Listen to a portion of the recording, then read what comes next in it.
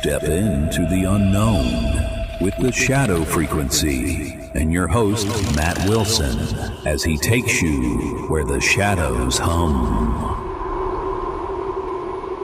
Hey there, listeners of The Unknown. This is Juniper, your producer for the Shadow Frequency. Tonight, we're diving into a topic that's equal parts creepy and fascinating: haunted dolls. Are these toys truly possessed by restless spirits, or is it all just a trick of the imagination? Our host, Matt Wilson, is ready to unpack the eerie stories, the history, and the theories behind these unsettling playthings. So grab your headphones, dim the lights, and let's tune in to the shadows. Over to Matt in 3, 2, 1.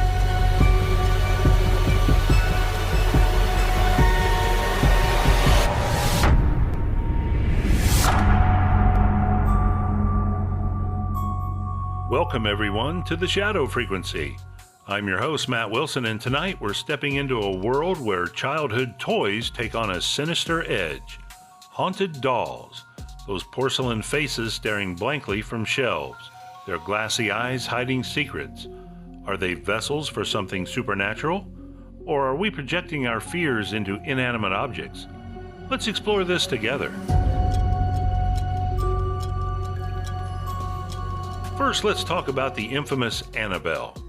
If you've seen the movies, you might think you know her story, but the real tale is even stranger.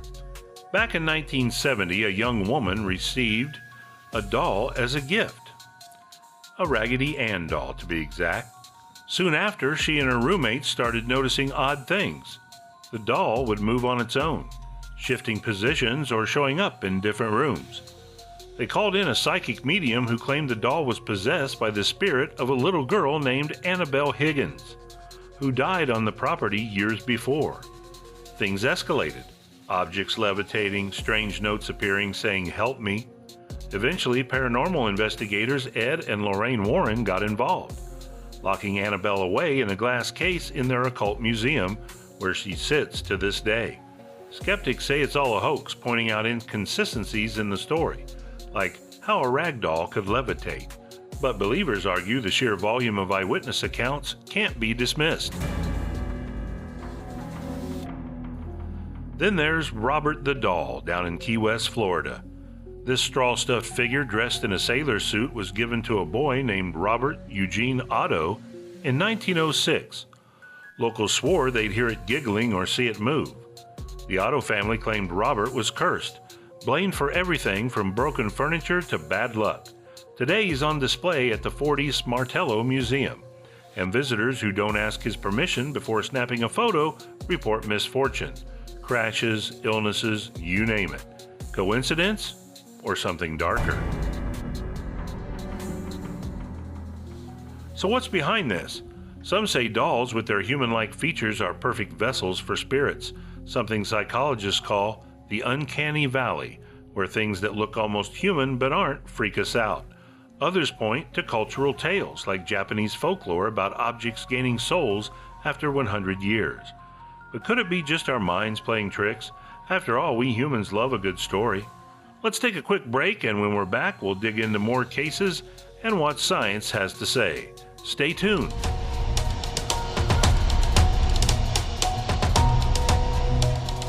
Wow, Matt's got us hooked already with Annabelle and Robert. What do you think, listeners? Are these dolls really possessed, or are we just spooked by our own imaginations?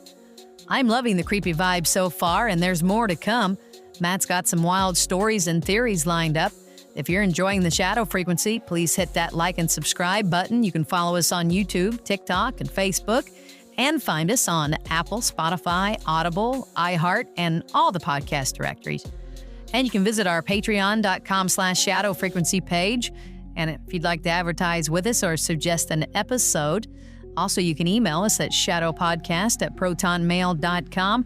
Also do want to announce we have a contest that we're going to be announcing soon. Actually, we've posted a little something on our Facebook page about it, so you can go there and check it out. But yeah, we're going to be getting to that here in the coming days, so be looking for an announcement on that. Right now, it's time for our favorite part, the mailbag. It's time for the Shadow Frequency mailbag. All right, let's see what you shadowy listeners have to say. This one, hey, Matt and Juniper, I love the shadow frequency, the way you tackle all these paranormal topics. From time travelers to haunted objects, keeps me up at night in the best way. I'm a truck driver, and your episodes make those long hauls fly by, keep the creepy coming. Cool. This one says, greetings from New Mexico. I found the shadow frequency while researching UFOs, and now I'm hooked on every episode. Matt's storytelling and Juniper's energy are the perfect combo. You guys make the paranormal feel real and fun. Can't wait for more. Oh, well, that's very nice. Well, let's keep the shadows alive. Let's get back to Matt in 3, 2, 1.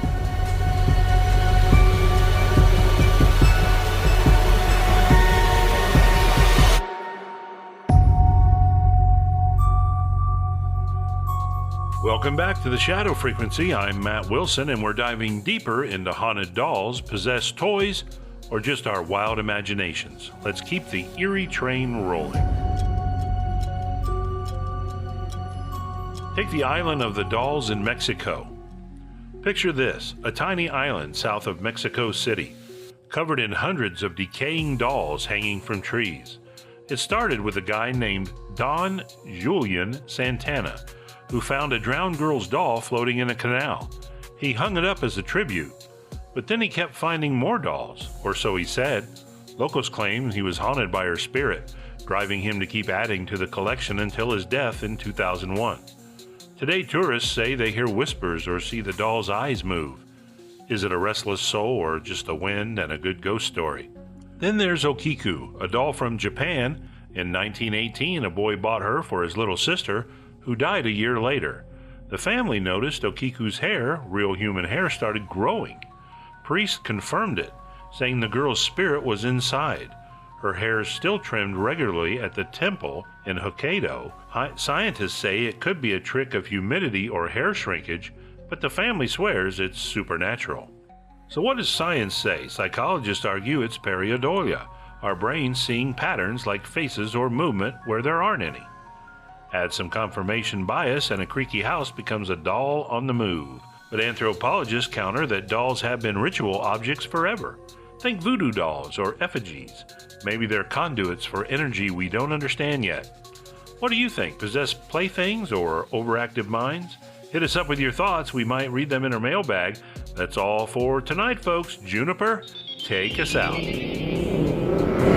And that's a wrap on another spine-chilling episode of the Shadow Frequency. Thanks for tuning in with Matt and me, Juniper, as we explored the mystery of haunted dolls. Are they watching us right now? Sleep tight, listeners. Catch you next time on the frequency where the shadows speak.